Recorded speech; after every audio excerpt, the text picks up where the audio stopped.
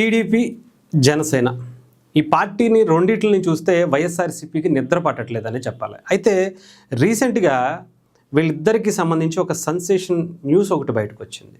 అది ఎవరు పెట్టారు అంటే వైఎస్ఆర్సీపీకి సంబంధించిన పేర్ని నాని గారు ఒక ఇంటర్వ్యూకి ఇస్తూ దాంట్లో వాళ్ళిద్దరిని ఎవరు విడగొట్టలేరు, అటు చంద్రబాబు నాయుడు గారిని అటు పవన్ కళ్యాణ్ గారిని ఒక బలమైనటువంటి దృఢంగా ఏర్పడిపోయారు, వాళ్ళిద్దరినీ మనం ఏమీ చేయలేము, మీరే కాదు నేనే కాదు జగన్మోహన్ రెడ్డి కాదు ప్రధానమంత్రి నరేంద్ర మోదీ గారు కూడా ఏమీ చేయలేరని ఒక ఓపెన్ స్టేట్మెంట్ ఇచ్చారు.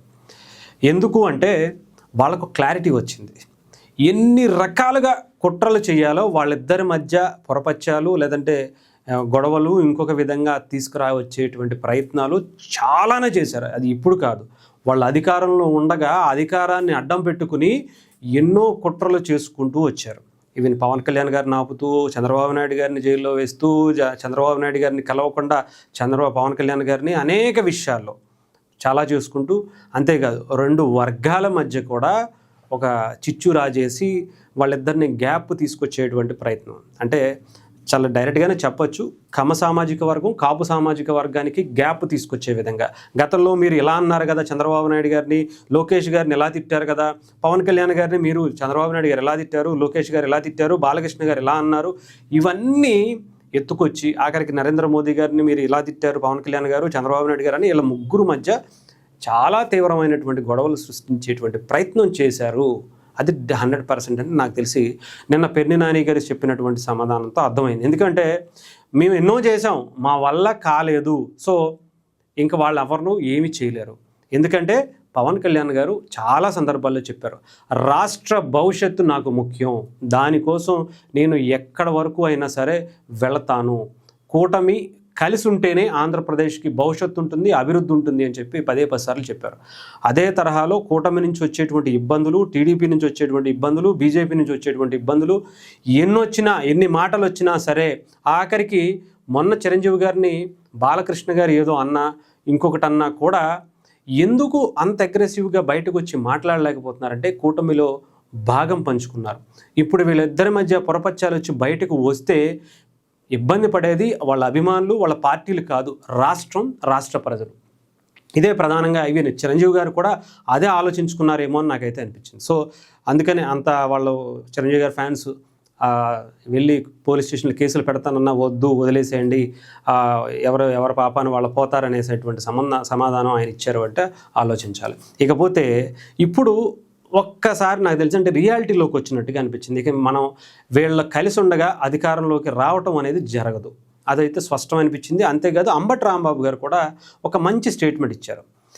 ఇప్పటి వరకు మేము వాళ్ళని విడగొట్టేటువంటి ప్రయత్నం చేసాం, ఇప్పుడు వాళ్ళిద్దరూ కలిసే ఉండాలి, కలిసే ప్రయాణం చేయాలి, అప్పుడే వాళ్ళని మీద మేము కొట్టి గెలుస్తాము అని చెప్పి.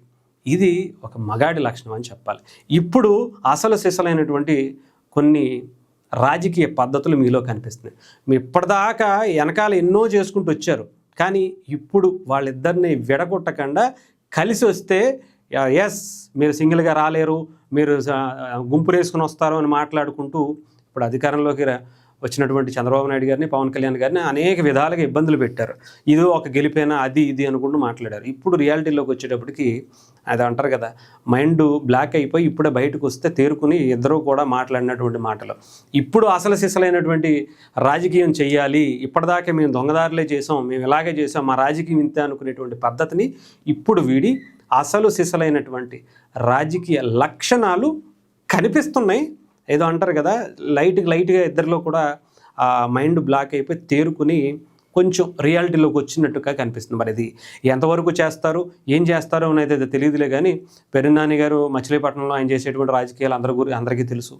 అలాగే అంబటి రాంబాబు గారు ఆయన రాజకీయాన్ని వదిలేసి రివ్యూల కోసం పవన్ కళ్యాణ్ గారిని స్థాయిని తగ్గించేటువంటి ప్రయత్నం, పవన్ కళ్యాణ్ గారి సినిమాలు వస్తే చాలు ఆయన సినిమాల గురించి రివ్యూలు పెట్టుకోవడం కోసం, రివ్యూలు చెప్పుకోవడం కోసం ఆయన చేసేటువంటి తాపత్రయం, ఆయన పడేటువంటి ఇబ్బందులు ఇవన్నీ మనం కూడా చూస్తున్నాం. సో ఇవన్నీ కాదు, వీళ్ళిద్దరిని కొట్టాలంటే ఇంకొకటి ఏదో చెయ్యాలి అని అయితే ప్లాన్ వేసుకుంటున్నారు. వీళ్ళిద్దరూ కలిసి ఉండగానే కొట్టాలి అనే ఒక కాన్సెప్ట్ అయితే తీసుకున్నారు చూసారా.